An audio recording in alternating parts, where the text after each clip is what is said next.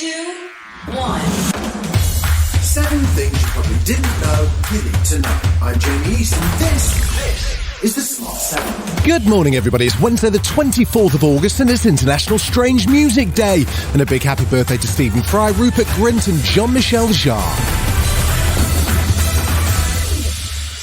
Friday's looming energy price cap announcements causing increasing concern as millions face being driven into fuel poverty. That's when 10% or more of household income has to be spent on energy. There's no sign of any improvement, and gas prices are actually rising, with Philippe Commaret from EDF Energy, one of the UK's major suppliers, issuing a stark warning on fuel bills. Without further support from the government, more than half of the UK households will be likely to be in fuel poverty in January. The government said no further measures will be announced before a new Prime Minister's in place from the 5th of September. Meanwhile, Liz and Rishi were at it again, this time at a Times Radio leadership hustings in Birmingham. They jogged through all of the usual clichés about sewage, tax cuts, NHS fines and, of course, Ukraine. Then, perhaps in an attempt to distract from Tory party issues, Liz had a pop at the Labour leader. I will stand up against Keir Starmer, yet another Labour leader, yet another Labour Party politician who doesn't believe in opportunity and doesn't believe in aspiration. Fair enough, although standing up to the Labour leader every week at PMQs is basically part of the job. But Rishi was keen to take the tough talk one step further. I am the candidate that offers our party the best opportunity of beating Labour and ensuring Keir Starmer never walks through the doors of number 10 Downing Street.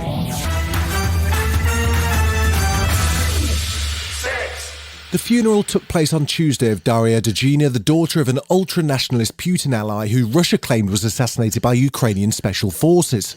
That's raised fears of a violent retaliation from Russia as Ukraine prepares to celebrate its Independence Day. Warnings of impending Russian attacks came as President Zelensky attended the raising of Ukraine's flag at a memorial complex to mark National Flag Day. A minute's silence was also held to remember the victims of the Russian invasion. The Ukrainian president spoke about the situation in Crimea and vowed to restore Ukrainian rule. The blue and yellow flag of Ukraine will fly again where it rightfully should be, in all temporarily occupied cities and villages of Ukraine. While Russia shows no sign of abandoning Crimea, which is home to its Black Sea Fleet, part-time Prime Minister Boris Johnson, still actually doing some work apparently, made the UK's stance on Crimea clear. At a stroke, Putin forcibly annexed the territory of a European country and forcibly redrew a European frontier for the first time since 1945.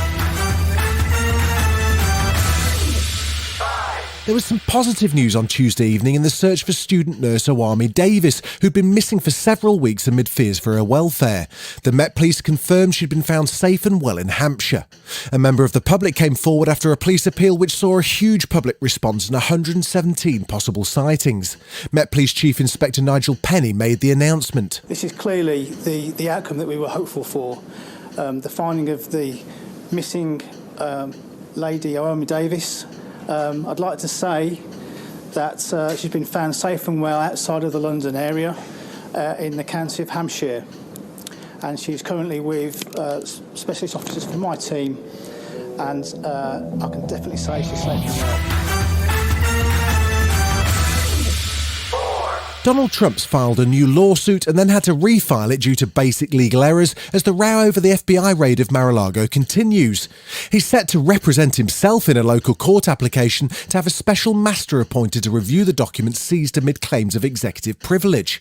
There were hundreds of documents marked classified that were recovered, and Congressman Adam Schiff, who's a member of the January the 6th committee, gave a damning assessment of the threat Donald Trump poses to democracy and national security. I have to think that whatever motivation brought those documents to Mar-a-Lago, I had nothing to do with the president wanting to do his homework or the national security needs of the country. There's only one thing that's ever been important to Donald Trump, and that is Donald Trump. Still to come on the Smart 7, bad news for Fulham in the Carabao Cup, and Kevin Hart reveals his worst business investment. Right after this. Welcome back. Tuesday night saw Carabao Cup action as 10 Premier League sides entered the second round of the competition. There were 21 games in total and 9 of the Premier League sides made it safely through. Not so for Fulham, however, who lost 2-0 to League Two's Crawley Town and exited the Cup.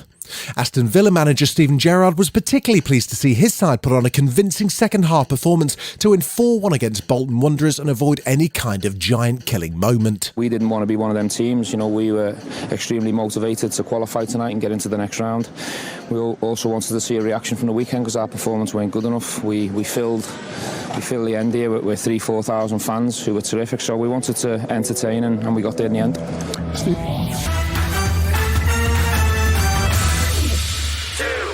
Need some investment advice? Well, who better to turn to than funny man Kevin Hart? He's been sharing his business tips, or, well, maybe business warnings.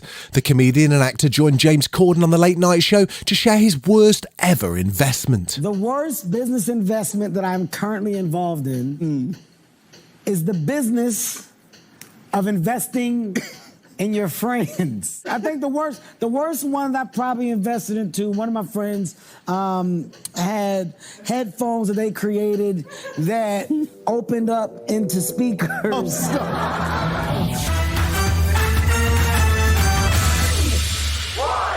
It's the role you never knew Alice and Janney needed, but the character in the new badass Netflix movie Lou seems like it was made for her.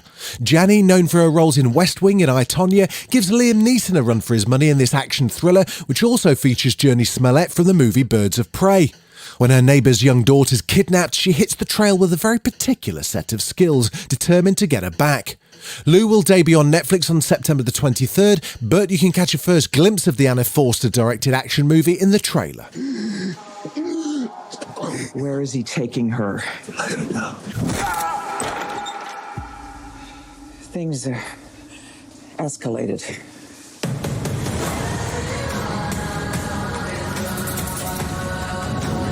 This isn't just a kidnapping. This has been The Smart 7. Wherever you're listening, do us a favour and hit the follow button. We'll be back tomorrow at 7 a.m. Have a great day. Written, produced and published by Daft Doris.